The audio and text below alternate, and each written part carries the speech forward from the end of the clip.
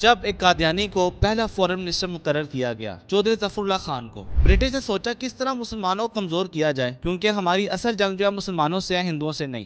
دائرہ اسلام سے قادیانیوں بالکل فارغ ہیں اور قادیانیوں کا مسلمانوں سے کوئی لینا دینا نہیں۔ اس بنیاد پر مولانا مودودی کو پھانسی کی سزا دی گئی۔ مرزا کو ماننے والا ہے اور گھر گھر جا کے ہمارے نبی کی توہین کرے، قرآن کی توہین کرے، مسلمانوں کا ایمان جو ہے وہ کیا ہوگا؟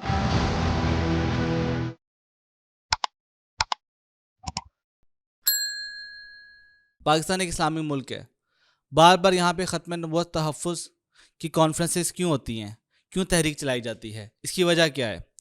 سورۃ احزاب کے اندر آیت نمبر 40 میں اللہ پاک فرماتا ہے، اور محمد تم میں سے کسی کے باپ نہیں، اور اللہ کے رسول ہیں، اور تمام انبیاء کے آخر میں ہیں۔ خاتم النبی رحمۃ اللہ عالمین محمد مصطفیٰ صلی اللہ علیہ وسلم جب اس دنیا سے پردہ کر گئے تو حضرت ابوبکر صدیق نے ختم نبوت پہ سب سے پہلے پہرا دیا۔ جنگ یمامہ کا آپ نے نام سنا ہوگا، ایک شخص نے جھوٹی نبوت کا دعویٰ کیا جو سرکار کے آخری دور کا حصہ تھا اس وقت کیا۔ حضرت ابوبکر صدیق نے باقاعدہ وہاں پہ جہاد نافذ کیا، اور 70 سے زیادہ جو ہیں آپ کے حافظ قرآن صحابہ بھی شہید ہوئے۔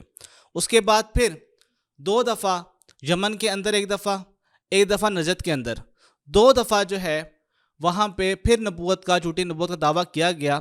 حضرت ابوبکر صدیق نے پھر وہاں پہ جو ہے جہاد نافذ کیا، اس لیے حضرت ابوبکر صدیق کو پہلا ختم نبوت کا محافظ بھی کہا جاتا ہے۔ جب بر صغیر کے اندر، پاک و ہند کے اندر برٹش راج تھا، برٹش نے سوچا کس طرح مسلمانوں کو کمزور کیا جائے، کیونکہ ہماری اصل جنگ جو ہے مسلمانوں سے ہے، ہندوؤں سے نہیں۔ اگر ہم مسلمانوں کو کمزور کر دیتے ہیں تو ساری زندگی کے لیے ہماری حکومت جو ہے بر صغیر میں رہے گی۔ اب انہوں نے ایک شخص کو پکڑا جس کا نام مرزا غلام احمد قادیانی تھا، اس کو بہت تحائف سے نوازا اور کہا آپ کو ٹارگٹ دیتے ہیں کہ آپ نے جو ہے مسلمانوں میں پھوٹ پڑانی ہے، مسلمانوں کے 2 حصے کرنے ہیں، اور کسی طرح کر کے انہیں کمزور کرنا ہے ایمان کے حوالے سے، ان کے دل سے ان کے نبی کی محبت کو کم کرنا ہے۔ اس کے اندر اس نے سب سے پہلے جو ہے مرزا قادیانی نے کہا کہ میں جو ہوں امام مہدی ہوں، دیکھا لوگ متوجہ نہیں ہو رہے، پھر لوگوں کو کہا میں تو عیسیٰ ہوں، پھر اس کے بعد 1889 کے اندر اس نے نعوذ باللہ جھوٹی نبوت کا دعویٰ کر دیا، جس کے بعد مسلمانوں کے اندر 2 گروہ بن گئے۔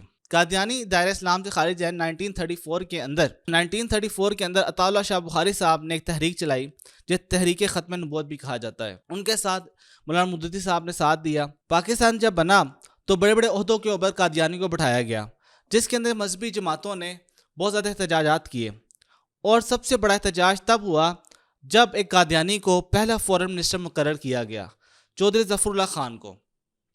اس کے اندر اس حد تک شدت اختیار کر کے احتجاج کہ مارشل لا لگانا پڑا۔ جب مارشل لا لگا تو تمام علماء دین کو گرفتار کر لیا گیا اور کئی کو شہید کر دیا گیا۔ اس کے اندر جو سر فہرست تھے وہ عطا اللہ شاہ بخاری تھے اور مولانا مودودی تھے۔ مولانا مودودی کو اس بنیاد پر کہ انہوں نے ایک ایسی کتاب لکھی جس کے اندر اس میں انہوں نے تحریر کیا کہ دائرہ اسلام سے قادیانیوں بالکل فارغ ہیں اور قادیانیوں کا مسلمانوں سے کوئی لینا دینا نہیں، جو ان کے ساتھ بیٹھے اٹھے وہ کافر ہیں۔ اس بنیاد پر مولانا مودودی کو پھانسی کی سزا دی گئی۔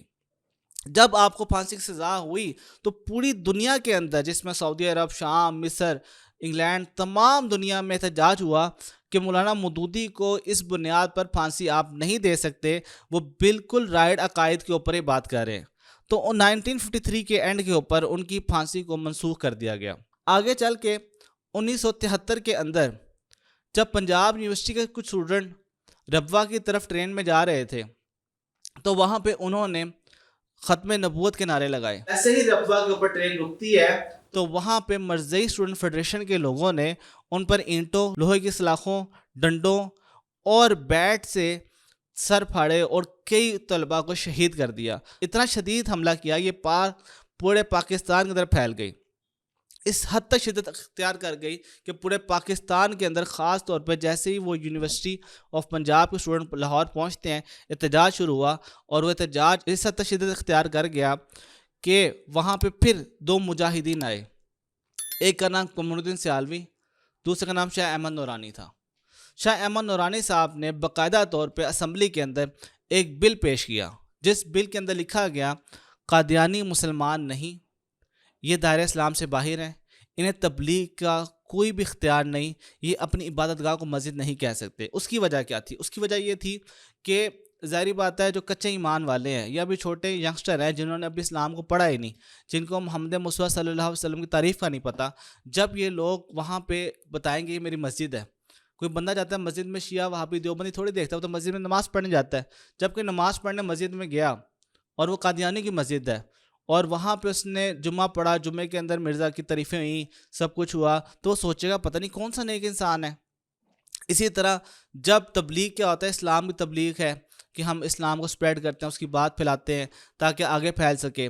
جب کوئی شخص جو کہ مرزا کو ماننے والا ہے اور گھر گھر جا کے ہمارے نبی کی توہین کرے، قرآن کی توہین کرے، تو مسلمانوں کا ایمان جو ہے وہ کیا ہوگا؟ خراب ہوگا۔ تو اس لیے باقاعدہ طور پہ یہ تمام باتیں شک میں لکھی گئی، جس کو 209C بھی کہا جاتا ہے، اور تحفظ ختم نبوت بل 1974 کے اندر ذوالفقار علی بھٹو نے پاس کیا، اور کئی دفعہ یہ بھی کہا جاتا ہے ذوالفقار علی بھٹو کی پھانسی کی وجہ بھی یہی تھی۔ آج بھی ہر سال 3 ستمبر کو یہ دن منایا جاتا ہے پورے دنیا کے اندر، خاص طور پاکستان میں تحفظ ختم نبوت کی کانفرنس کی جاتی ہیں، اس بات کو یاد دلانے کے لیے کہ ہم انشاءاللہ جب تک یہ ملک رہے گا تحفظ ختم نبوت بل پہ پیرا دیں گے، اور انشاءاللہ اس بل میں کوئی بھی امینڈمنٹ نہیں ہوگی۔